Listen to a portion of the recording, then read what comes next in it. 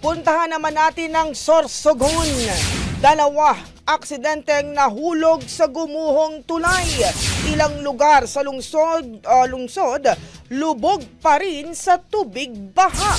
Brigada Allen Dicen, ibrigada mo! Brigada Live Report!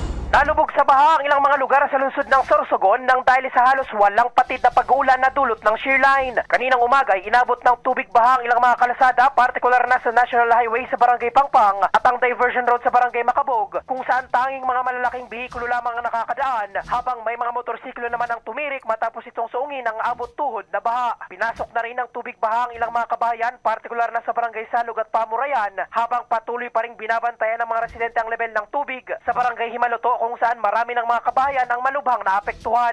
Samantala, pasado alas 10 ng umaga kanina sa kasagsagan ng malakas na pag-ulan ay bumigay ang isang detour bridge sa Barangay Himaluto na ayon sa ulat ay aksidenteng nahulog mula sa nasabing tulay ang dalawang katao na agad namang nabigyan ng kaukulang atensyong medikal at sa ngayon ay nagpapagaling na sa ospital. Sa ngayon ay patuloy sa pag-alalay sa mga residente ang mga kawani ng City Disaster Risk Reduction and Management Office at iba pa mga local enforcement agencies. Ayon sa pinakauling datos na nakalap ng CDRMO, kaninang alas 12:42 ng hapon ay mayroon ng mahigit 2,300 na mga individual o katumbas ng mahigit 950 na mga pamilya ang inilikas sa mga evacuation center at sa kasalukuyan ay unti-unti nang humuhupa ang pagbaha sa ilang mga lugar sa lungsod.